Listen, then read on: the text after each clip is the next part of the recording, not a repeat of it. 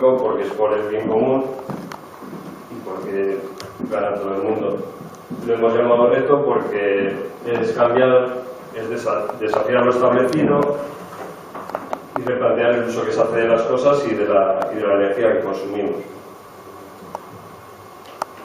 ¿Cuánto se puede ahorrar? Pues dependerá de vosotros y de la gente que componga vuestro hogar. Os ayudaremos en todo momento a descubrir cómo poder conseguirlo y lo lejos que puede llegar este ahorro. Siguiendo esta receta, a lo largo del año se puede ahorrar mucho dinero y lo que es mejor para siempre, siguiendo una rutina que luego no nos va a costar ningún esfuerzo. Empezaremos por los conceptos básicos. Empezamos por el efecto Joule, que se conoce a este efecto es en honor a su descubridor, que es este señor, James Prescott Joule, y básicamente consiste en que al pasar, os leo la definición técnica, es que es el fenómeno por el cual si por un conductor circula corriente eléctrica, parte de la energía cinética de los electrones se transforma en calor debido a los choques que sufren con los átomos del material conductor por el que circula, elevando la temperatura de dicho conductor. Dicho de una forma más sencilla, es que por cualquier cable que circule electricidad, pues siempre parte de esa electricidad se transforma en calor y por tanto perdemos parte de esa electricidad. Por ello se deben las grandes pérdidas de energía eléctrica en el transporte, porque hay un calor indeseado por esa corriente eléctrica. Aquí vemos cómo la corriente eléctrica entra por una resistencia y parte de ella se disipa en calor, y aquí vemos cómo saldría la corriente por aquí y siempre menos de la que ha entrado por esa pérdida. El efecto Joule también se aprovecha para muchos electrodomésticos para generar calor, pero siempre de una forma bastante poco eficiente en la mayoría de esos electrodomésticos. Pues pasamos a explicar lo que es potencia eléctrica, que es la cantidad de energía eléctrica que se transporta o se consume en una unidad de tiempo. Dicho de una forma más simple y haciendo el símil con el agua, sería lo abierto que está un grifo. Es decir, cuanto más abrimos el grifo, más potencia y más consumo. Por tanto, la unidad internacional para medirla es el vatio y su múltiplo el kilovatio. Ahora os explicaré un poco en la pizarra, también para que lo entendáis un poco mejor. Si tenemos en kilovatios, simplemente tendríamos que multiplicar por 1000, para pasarlo a vatios y viceversa. Si tenemos en vatios, dividiríamos entre 1000 y lo pasaríamos a kilovatios. La mayoría de los electrodomésticos tienen una placa en la cual indican su potencia en vatios.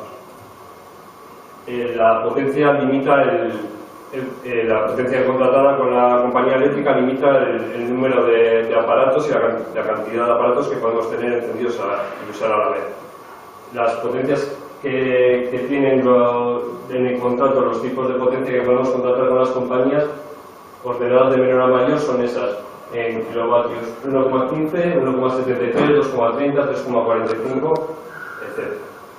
Esto, como he dicho, limita la cantidad de aparatos que podamos tener conectados a la vez y supone una parte del coste de la factura que se llama el término fijo, y es esa parte que pagamos sí o sí. Consumamos lo que consumamos en la factura, el término fijo siempre lo pagamos. Por lo tanto, si tenemos un contratado de una potencia desproporcionada, pues nos estarán cobrando por algo que realmente no estamos consumiendo. Pasamos a la energía. La energía eléctrica pues es un concepto muy amplio, más o menos todos entendemos un poco lo que es energía, y solo os diré, por abreviar, que es el resultado de multiplicar la potencia que os hablaba antes en kilovatios por el tiempo que está encendido en horas. Y esa es la unidad que usan las comercializadoras de energía, el kilovatio hora. Y es como nos factura. El contador lo mide el número de kilovatios hora y luego lo multiplican y nos da el precio de esa energía. Os lo explico un poco en la pizarra para que lo entienda bien todo el mundo. Y básicamente Pues, como os decía, si tenemos una potencia en vatios, imaginaos esa bombilla que tiene 60 vatios, queremos pasarla a kilovatios, como he dicho, tendríamos que dividir entre 1000. O sea que tendríamos 60, corremos la coma, 0,06 kilovatios. Si en casa tenemos contratada una potencia de 2,3 kilovatios, para saber cuántos serían vatios, pues haríamos lo contrario, lo multiplicaríamos por 1000 y tendríamos 2300 vatios.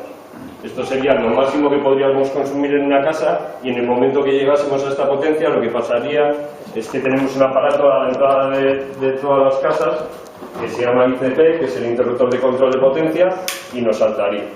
Entonces se cortaría la luz momentáneamente hasta que lo rearmásemos y lo volviésemos a conectar. Lo que vamos a recomendar hoy generalmente es reducir la potencia tanto como podamos, y si es posible hasta 2,3 kilovatios, porque en la mayoría de las casas no es necesario más, y pocos hogares utilizan esta potencia en algún momento del día, y si lo hacen es básicamente durante unos minutos, o sea, por lo que no compensa estar pagando por esos minutos una potencia que sea mayor de esta. Es mucho mejor pues no evitar esos minutos en los que sobrepasamos la potencia. Ahora vamos a ver lo que es más la energía, lo que serían los kilovatios hora. Si por ejemplo tenemos esta bombilla que hablábamos de 60 vatios y sabemos que su potencia es de 0,06 kilovatios y la tenemos encendida durante una hora, simplemente sería multiplicarlo por una hora y esto se convertiría en kilovatios hora. Esto es lo que nos consumiría en kilovatios hora durante una hora. Si por ejemplo la tuviésemos encendida durante 10 horas, pues estos 0,06 kilovatios hora lo multiplicaríamos por esas 10 horas y tendríamos que son 0,6 kilovatios hora. Si esto lo multiplicamos por el precio al que está la energía del kilovatio hora, que ahora mismo y sumando los impuestos más o menos son 0,1578447, pues nos daría pues 0,18 más o menos, unos 0,945 horas.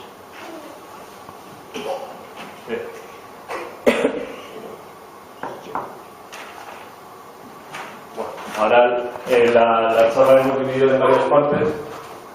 La primera sería reconocer los electrodomésticos, y voy a repasar un poco todos los electrodomésticos que se tienen normalmente en una casa, uno por uno, para explicar más o menos por encima cuánto podemos ahorrar. También, como os he dicho, recomendamos que bajar la potencia hasta 2,3, por lo tanto os explicaré qué electrodomésticos nos va a dificultar el no bajar hasta esa potencia. Esa es la primera parte. La segunda parte sería consumo eficiente, en el que daré unos pequeños consejos para hacer un uso más eficiente de los electrodomésticos, y la tercera parte será lograr un contrato acorde a nuestras necesidades, básicamente ajustando la potencia como se estaba diciendo, porque reduce drásticamente el precio y la factura. Empezamos por reconocer los electrodomésticos y a continuación pues os enseño lo hemos dividido esos electrodomésticos en tres partes. Los muy potentes, que son aparatos que no podremos tener encendidos normalmente más de uno a la vez, porque nos saltaría con la potencia, con una potencia baja. Los potentes que no son tanto como los anteriores, pero que sí que tenemos que prestar más atención si tenemos varios funcionando, y el resto de aparatos en los que podemos ahorrar de una forma especial. Empezando por los muy potentes, os diré que es más sencillo lo que parece el no tener estos aparatos encendidos todos varios a la vez, porque ya la misma lógica nos lleva a hacerlo. El aire acondicionado es uno de los que tiene un consumo más grande y es una pena que realmente se tenga que usar estos aparatos, porque porque a día de hoy, desde la antigüedad, hay sistemas de construcción que evitarían utilizar cualquier tipo de este aparato porque se refrigera perfectamente un habitáculo sin necesidad de ningún aparato. Pero como no está en nuestra mano elegirlo y en la mayoría de las cosas, pues lo que os voy a enseñar son un par de remedios que nos pueden ayudar a seguir usándolo a pesar de tener una potencia baja. Uno de ellos es intentar usarlo a una potencia moderada durante más tiempo y desconectarlo o bajarlo cuando vayamos a tener otros aparatos. Para ello, para programarlo, podríamos usar un aparato como este, que es un programador analógico, o como este, que también este es digital y este es un programador analógico de toda la vida. Y con esto podríamos programar a qué horas queremos que se encienda y también podemos regularlo a un nivel más bajo, para que no nos salte el interruptor de control de potencia que os hablaba antes. El segundo remedio es instalar un aparato que ante la subida de la potencia desconecta a otros aparatos que tengamos de la casa. Lo que pasa es que este otro remedio es más caro y ronda los 400 euros, por lo tanto poca gente lo suele usar. Pasamos a la calefacción eléctrica, también tiene mucho consumo como la anterior. La mayoría son muy poco eficientes, sí hay algunas que les llaman de calor azul o de bajo consumo y luego los acumuladores, pero aún así pues solo sería rentable si tuviésemos una tarifa de discriminación horaria o de tarifa nocturna, como se llamaba anteriormente. Si no nos queda otro remedio, porque hay gente que lo necesita, pues aconsejo los mismos remedios que hablábamos para el aire acondicionado: regularlo, programarlo o el aparatito este. Pasamos a las placas de cocina. Hay muchos tipos de cocina. Explicaré un poquito según no solo el coste energético, sino las características que tienen cada una, las ventajas y las contras, y empezaré por la cocina de gas, que en principio es algo más rentable que el resto de cocinas, y la mayoría de los expertos la tienen como la mejor a la hora de cocinar, a pesar de los riesgos que pueda tener.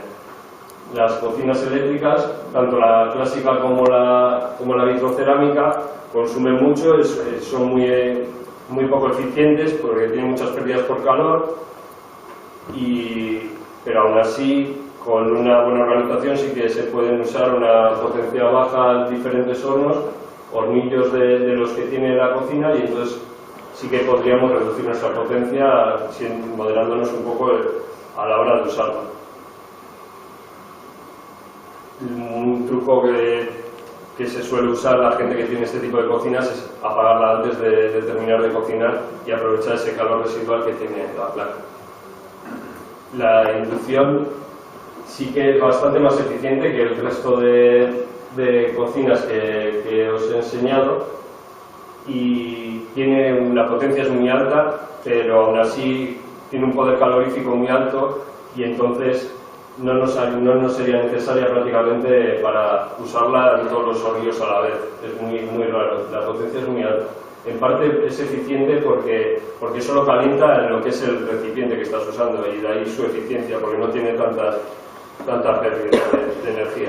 Este simbolito que os he puesto aquí abajo significa contaminación electromagnética, y lo he puesto porque yo creo que, aparte del consumo energético, si estoy dando los pros y los contras de estas placas, creo que también tenía que mostrar todos los aparatos que producen emisiones electromagnéticas, y no voy a entrar en el debate porque no viene a cuento con esta charla de si son perjudiciales o no para la salud, pero os emplazo a que os informéis, ya que yo creo que es tan importante o más que el consumo energético que tengan a la hora de elegir o comprar estos aparatos.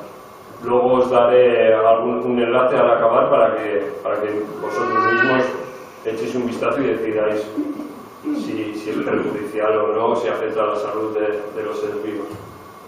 El horno también consume mucho, pero la verdad es que poca gente se resiste a lo que se cocina en él, y solo decir un pequeño consejo que puede ser aprovechar si hacemos un primer plato pues para hacer un postre o hacer más platos, porque realmente lo que consume del horno es calentarlo.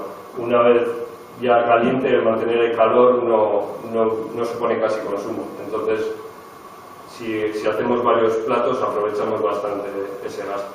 La lavadora solo entraría dentro del grupo de los muy potentes si usásemos los ciclos con temperatura. O sea, si usamos la lavadora con agua fría, entraría en este grupo, y esto se debe a que usa, como he explicado antes, el efecto Joule para calentar el agua y consume mucha energía para poder hacerlo. El remedio de esto es fácil, no usar el agua caliente en la lavadora.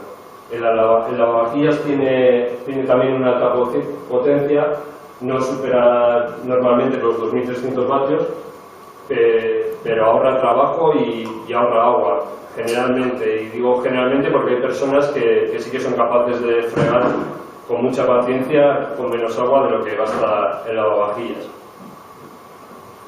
Como decía, no dará problemas porque no supera los 2,3 kilovatios.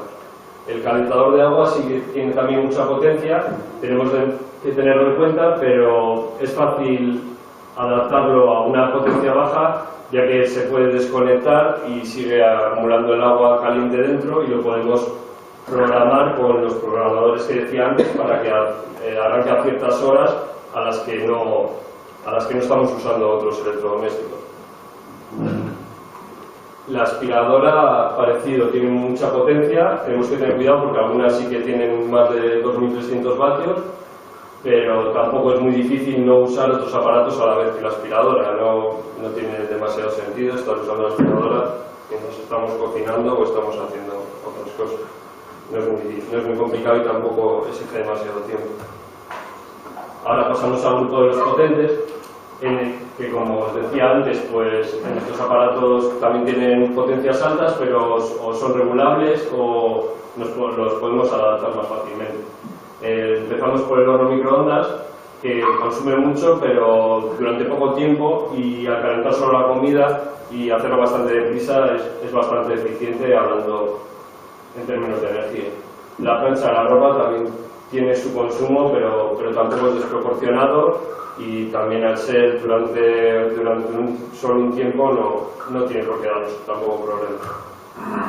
El secador de pelo, lo mismo que la aspiradora, tiene una potencia alta, algunos pueden tener más de 2300 vatios, pero generalmente se pueden regular la temperatura, y uno de los consejos es secarse lo máximo posible el pelo antes de usarlo y ahorrar ese tiempo que podamos con el secador. Y también hay un invento que se llama turbante de secapelo, que es una toalla que durante toda la vida se ha usado también, lo de ponerse una toalla en la cabeza. Esto es una mejora un poquitín mayor porque está hecho de microfibras y absorbe un poco más de agua. Y aparte, no solo la ventaja es energética, sino que cuanto menos expongamos el cabello al calor del secador, pues menos dañará el pelo. Luego hay el resto son otros aparatos que más o menos no voy a insistir en ellos porque son parecidos que los anteriores, y nos valen muchos de los consejos que he dicho. Y básicamente los que he incluido aquí es por el mismo motivo, porque usan el efecto Joule para calentar, que es una forma bastante ineficiente de hacerlo. Os voy a explicar el resto de aparatos en los que podemos ahorrar especialmente, y tengo una tabla por ahí que luego sí que os enseño, que ha creado el Eurostat, y que dice que en la mayoría de los hogares, bueno, es una media de los hogares, y el mayor consumo del hogar está en la nevera. Un 30% de nuestro consumo de casa lo gasta la nevera. El congelador un 6%, o sea que si sumamos los dos, con un 36% suma más de un tercio del consumo energético de la mayoría de los hogares. Por eso voy a insistir bastante en la nevera, en dar varios consejos, porque creo que es la más interesante para poder ahorrar y en la que más podemos influir nosotros a la hora con nuestros actos y con nuestro empeño a la hora de ahorrar energía. Lo primero que os digo es que básicamente la nevera cuando gasta es cuando abrimos la puerta. En las aperturas de la puerta en la que se va todo ese frío que tenemos acumulado ahí, y cuanto más evitemos esas aperturas, pues menos energía gastaremos. Y todos los consejos más o menos giran en torno a eso. El primer consejo que está aquí escrito es ajustar correctamente la temperatura. El siguiente es no dejar acumular la escarcha si no tiene sistema anti-escarcha el frigorífico. Dejar un hueco también es interesante, dejar un hueco suficiente entre la parte trasera de la nevera y la pared para que haga una ventilación correcta. Y solo es recomendable desenchufarla si nos vamos a ausentar más de 15 días. En nuestra ausencia consume poco, sobre todo porque no se abre, pero si nos ausentásemos más de esos 15 días, pues sí sería interesante desconectarla. Otro consejo que os puedo dar es meter y sacar todos los productos a la vez, todo lo que podamos, y podemos elegir un hueco que tengamos cerca de la nevera para acumular esos productos cuando los vayamos a guardar, y luego así guardarlos todos de golpe, y también aprovechar ese momento en el que estamos guardando los productos para sacar los que necesitemos.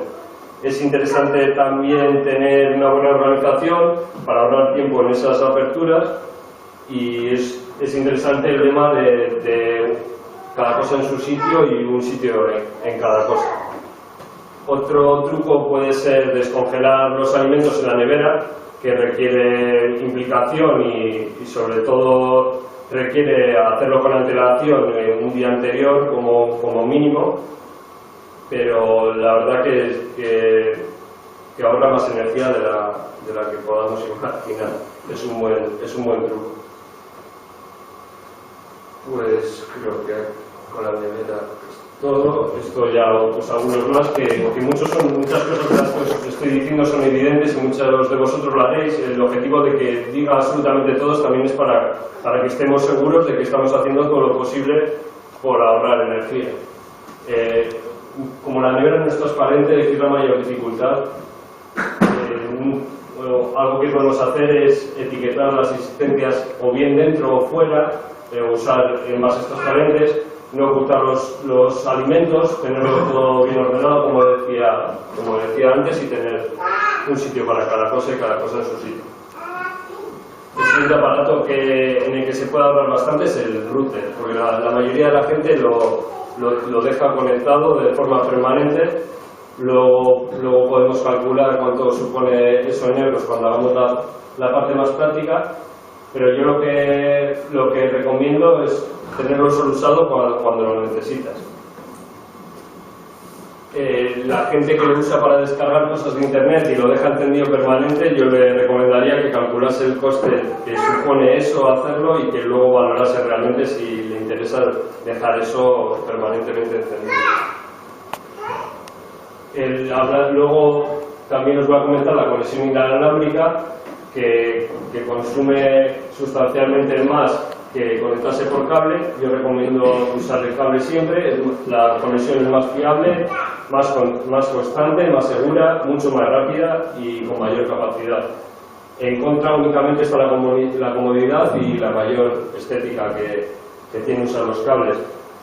Simplemente se instala un cable como este, que se llama UTP, es típico, con el que se suele usar directamente, como este lo suelen entregar ya las compañías de teléfonos, para usarlo y conectarlo directamente al ordenador. Y también más saludable es no usar el wifi. Si ya no usamos el wifi del router, ahí eso es un enlace para poder desconectarlo, porque así también de paso nadie puede entrar en nuestro wifi sin que nosotros lo sepamos.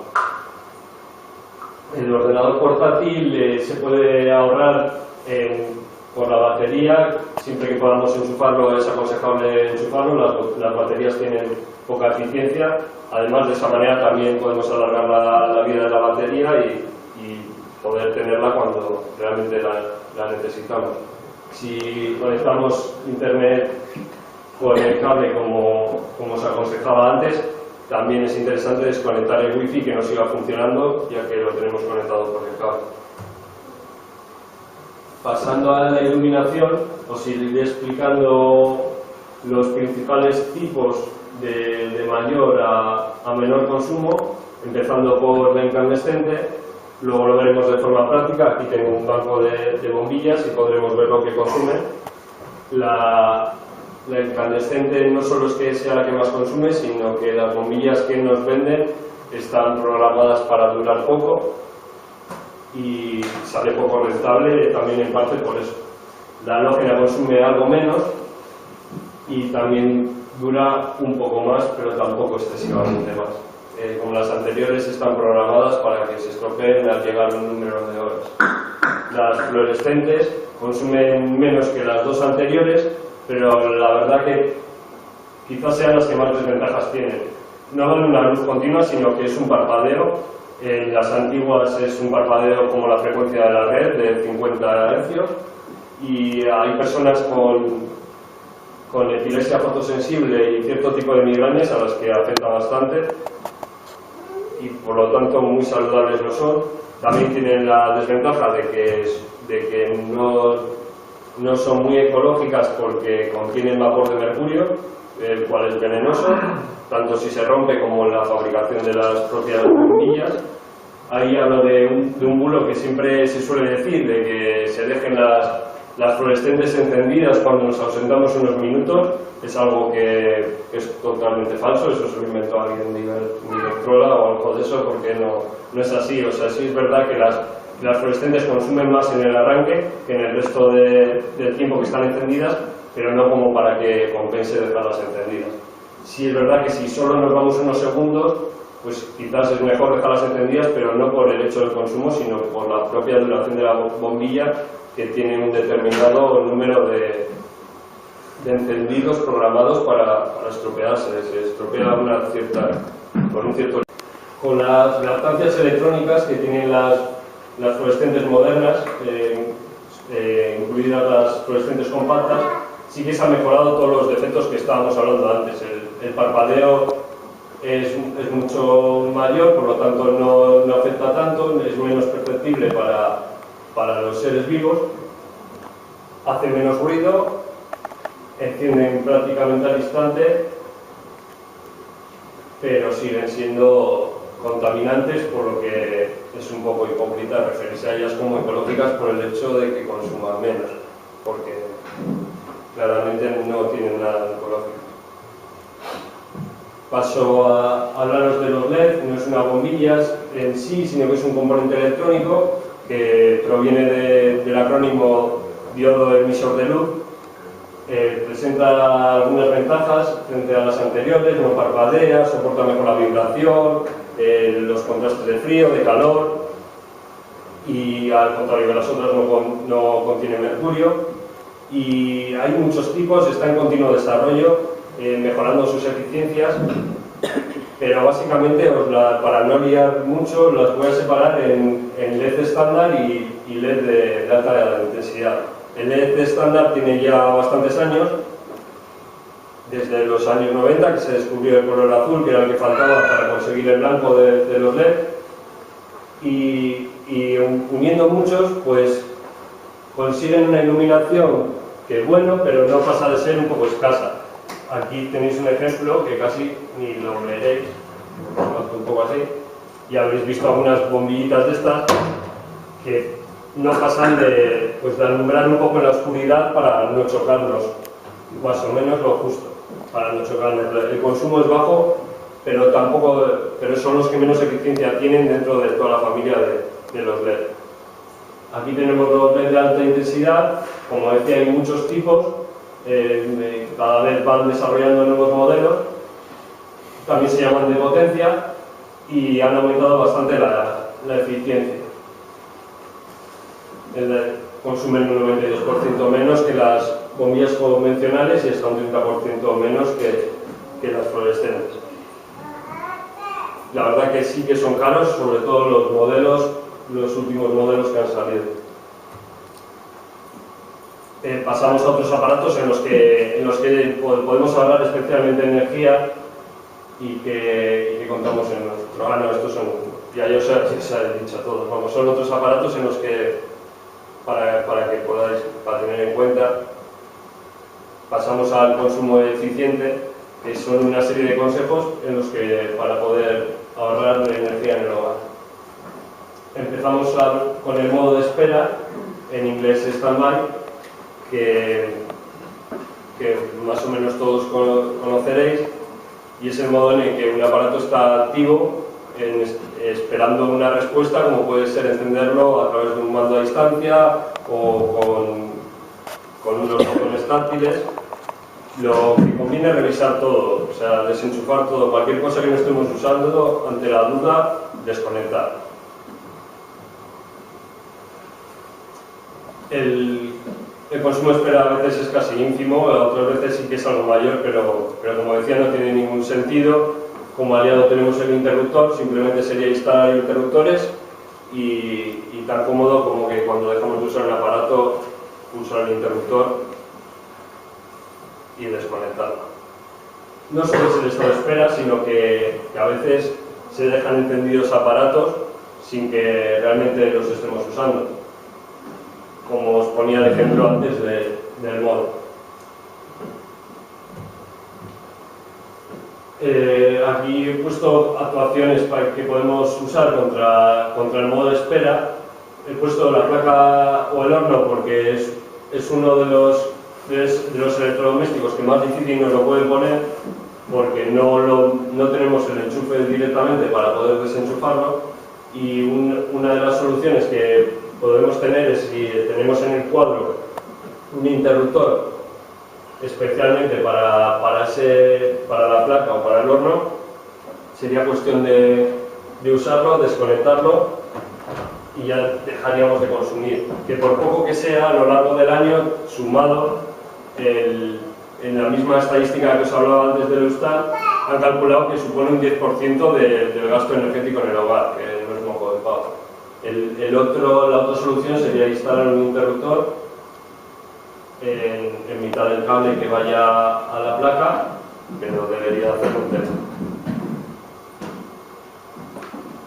Para hacer de forma práctica en aparatos que estén enchufados y que solamos usar a menudo, están estos chismes, que son unas regletas de una toma de enchufe, que es como la regleta clásica pero solo con un enchufe, y que sería cuestión simplemente de enchufarlo y ya tendríamos un interruptor para poder apagarlo y no tener que estar desenchufando todo el rato. Otra solución también sería cortar el cable del aparato en sí y ponerle un interruptor aéreo. La solución para las regletas también es sencilla, sería sustituirla por interruptor, o bien ponerle una toma también de este tipo a la entrada del enchufe. Yo lo que recomiendo siempre es valorar que busquemos la opción más económica dentro de lo que tengamos nosotros en casa y de los aparatos que dispongamos ya. Cuando usamos las regletas de forma conjunta y, por ejemplo, queramos tener un aparato encendido dentro de esa regleta y otro no, pues podemos o bien combinar las dos cosas, o también existen regletas en el mercado que tienen interruptores individualizados para cada uno de los enchufes. Os voy a explicar algunas buenas prácticas para el hogar, para ahorrar algo de dinero, y como en la mayoría de los consejos que os he dado, pues es proporcional al empeño que le pongáis. En la cocina os voy a dar 3 trucos que no tienen ningún misterio, pero vamos, seguro que siempre alguno se nos escapa, y porque tengamos conocimiento de todos. Algo tan sencillo como poner la tapadera cuando estamos cocinando tiene un ahorro de hasta un 40% de energía. Usar la olla rápida ahorra mucho dinero, la olla rápida consume muy poco y además es algo que es bastante saludable porque conserva bastante mejor los nutrientes de los alimentos, además de cocinarlos más deprisa. He puesto también la cocina solar para aquellas personas que puedan. A mí me parece una de las mejores inversiones que se puede hacer, pero claro, tenemos que tener una terraza soleada para poder usarla. En comparación con todo lo demás que os pueda explicar, es lo más barato que existe. El sol es gratis y aunque lo intentan privatizar, pues ahí está y sale todos los días. No todos los días vamos a poder cocinar, pero raros son los días del año en los que no se pueda usar. Tarda un poco más, pero os recomiendo que por lo menos curioséis y echéis un vistazo acerca de este mundo, porque hay muchos ejemplos. Las baterías es un punto por el que se puede ahorrar bastante, siempre, como decía antes, con el portátil, siempre que podamos usar esos aparatos conectándolos a la red, tenemos que intentar hacerlo porque el ahorro es considerable. Si no tenemos más remedio, pues sí que recomiendo que se utilicen pilas recargables ya simplemente por el hecho ecológico. El resto de los aparatos inalámbricos, como pasaba con el wifi, que no usan cables y que se valen de ondas para su funcionamiento, siempre van a consumir menos si los usamos con el cable. Ahí, por ejemplo, he sacado también el teléfono inalámbrico, que aparte que es uno de los que más radiación dan, según las asociaciones que tratan de sensibilizar de la hipersensibilidad y estos problemas que cada vez están aumentando más en las personas, es casi algo que no necesitamos. Consume tanto el cargador como luego consumen bastante también por las baterías. Yo no le veo una utilidad tan grande como para usarlo. Es una de las cosas que más nos pueda hacer ahorrar, ganar en salud. Es algo que la verdad que nunca le he visto la practicidad. Pasamos a la tarifa adecuada, que como ya os he dicho un par de veces, pues recomiendo bajar la potencia si es posible hasta 2,3 kilovatios y lo que reducirá drásticamente el importe de la factura. Muy pocos hogares, como decía, consumen más de esto a lo largo del día, lo que no compensa pagar un contrato por el tiempo que no lo estamos usando. Tiene ventajas en el aspecto ecológico porque disminuye la red eléctrica necesaria, las torres de alta tensión, los cables, centros de transformación, etcétera, o al menos aliviar su aumento. También limitaremos los recursos necesarios para las empresas generadoras para que generen electricidad. Al principio quizás no podamos hacer todo lo que hacemos ahora de forma simultánea, reduciendo la potencia, pero yo creo que es una forma de moderar nuestro consumo. En cuanto nos acostumbremos no va a suponer ningún esfuerzo, es simple rutina. Raro va a ser el día que salte el ICP, porque ya nos hemos hecho una rutina de no usar esos electrodomésticos a la vez, y hay gente a la que le parece un incordio y, como ya he dicho, a mí me parece pues una simple advertencia.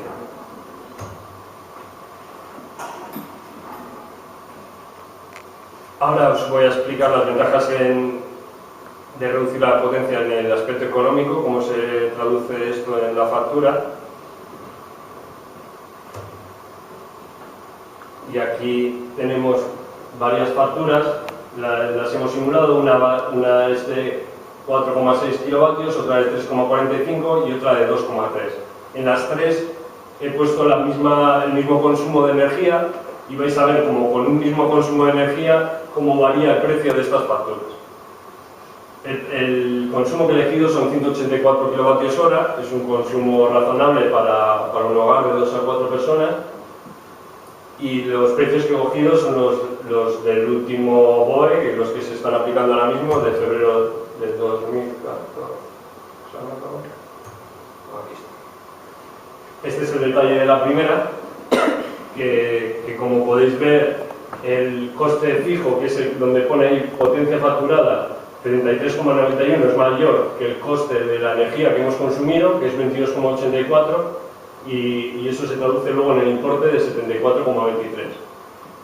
Con la misma energía abajo y bajando un rango de potencias, la factura se queda en 11 euros menos, más o menos, y el término fijo y el término de energía más o menos se van igualando, que fijaos que arriba pagaríamos 34 euros sin haber consumido bueno, 34 euros sin los impuestos, sin haber consumido ni un solo kilovatio hora, y en la última, que es la potencia, que recomiendo que bajéis si podáis, ya el coste total se ha reducido casi 22 euros consumiendo la misma energía. Bueno, os voy a explicar las dificultades que hay al reducir la potencia.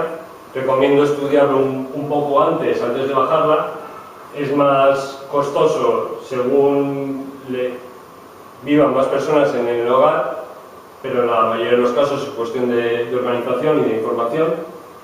Alguna vez podemos no darnos cuenta y sobrepasar la energía, o sea, la potencia que consumimos y que nos salte el ICP, solo es cuestión de levantarlo. Aparatos como las lavadoras o los lavavajillas modernos, de hecho, no son ninguna pega porque tienen una memoria y si se desconecta en medio del ciclo de lavado y nosotros damos a la luz en un periodo de unos minutos, la lavadora o el lavavajillas sigue funcionando en el ciclo en el que estaba anteriormente. Quizás el que más daño podemos hacer es al ordenador, que no conviene desconectarlo de golpe. También hay aparatos para regletas que previenen esos cortes de luz y previenen de ese daño que pueda tener el ordenador. Otra de las dificultades que tiene es que si queremos volver a subir la potencia, las comercializadoras no están obligadas a hacerte esa subida hasta que pasen más de un año. Y si quieres subirla dentro de ese año, pueden imponerte un coste bastante elevado el que ellos quieran, una burrada. Luego, si una vez pasado ese año, el coste de volver a poner la potencia otra vez como estaba sería de 11 euros. A la comercializadora eléctrica no le va a gustar que bajéis la potencia y os van a insistir hasta la saciedad que no la hagáis, que es muy difícil, que no vais a poder entender nada, etcétera, etcétera. La dificultad más gorda que están poniendo últimamente y que está dando muchos problemas a las personas, yo creo que en parte ante la avalancha de la gente que se está bajando la potencia al ver que es un ahorro importante, es que si nuestra casa no tiene el ICP instalado o tiene más de 20 años de antigüedad, nos piden el boletín eléctrico. ¿Qué es esto del boletín eléctrico? Pues es un boletín que certifica que nuestra instalación de casa está adecuadamente. Y el problema de esto básicamente es que cuesta unos 300 euros, porque lo tiene que hacer un instalador capacitado, y en el caso de que haya algo que no esté correctamente, pues el coste de cambiar y corregir esos defectos que pueda tener la instalación.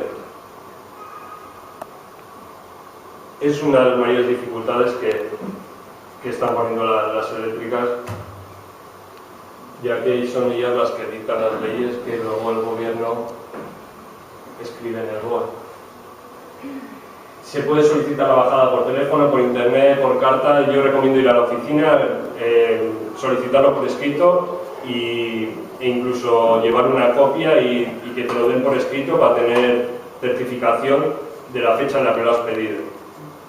Las eléctricas tienen la obligación de bajarte la potencia en un plazo de 5 días. En 5 días tiene que ir un técnico a tu hogar y tiene que cambiarte el ICP, ponerte el de 2,3 que os enseñaba antes, y si no lo hace tiene que compensar con una multa de 30 euros. Lo único que necesitaríais a la hora de solicitar la bajada de potencia serían datos que están en la factura o la fotocopia del DNI. Para bajar la potencia no es obligatorio cambiar de compañía. Y ahora os explico lo que es el bono social. El bono social es un mecanismo que se desarrolló en el 2009, más o menos, y que consiste en proteger a ciertos colectivos, congelándoles el precio de la energía al precio que tenía en junio de ese año. Se pueden acoger a esta medida familias numerosas, hogares con todos sus miembros en situación de desempleo, pensionistas con prestaciones mínimas u hogares con una potencia contratada inferior a 3 kilovatios. Por eso insistía tanto en bajar la potencia hasta 2,3, porque bajándola a 2,3 de una forma automática, sin solicitar nada, ya nos acogeríamos ya nos incluirían en el bono social. Para el resto de grupos, simplemente tendrían que ir a la compañía, a una oficina de la compañía eléctrica y acreditar que están en cualquiera de esas otras 3 situaciones. Ahorro al acogerse al bono social. Aquí tenemos una comparativa de precios. El precio a día de hoy está la energía a 0,124107 sin impuestos. Y la potencia, el término de potencia, que es el término fijo que os hablaba antes, está a 0,11. El precio al que estaba en junio de 2009, por tanto el precio que nos van a cobrar en cuanto nos acojamos al bono social, el de la potencia es 0,054, es decir, un 53,12% menos. El precio de la energía es solo sensiblemente menor, casi un 10%, pero visto lo visto, solo es cuestión de tiempo que lo sigan subiendo. Aquí tenemos la misma factura que teníamos antes de 2,3 kilovatios sin aplicar el bono social y cómo se quedaría esa factura al aplicar el bono social. Como veis, aquí hay un detalle que se llama bono social y nos hacen el descuento sin aplicar los impuestos. La factura se quedaría en 34,73 de los 52,67. Y si recordáis la factura que teníamos antes de 4,6 kilovatios, con un mismo gasto energético de 70 y pico euros, hemos pasado a 34,73, prácticamente la mitad del dinero habiendo consumido exactamente lo mismo.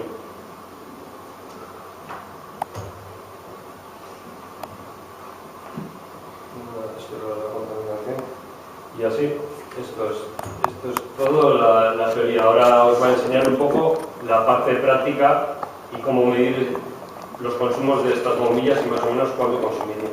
Habíamos preparado para enfocar con la cámara y que se viese un poco mejor, pero no se va a ver muy bien. Si queréis, os podéis acercar aquí y os enseño los consumos más de cerca, porque si no, no lo vais a poder ver. Es con un medidor que tenemos aquí. Acercaos si queréis. Que no se puede.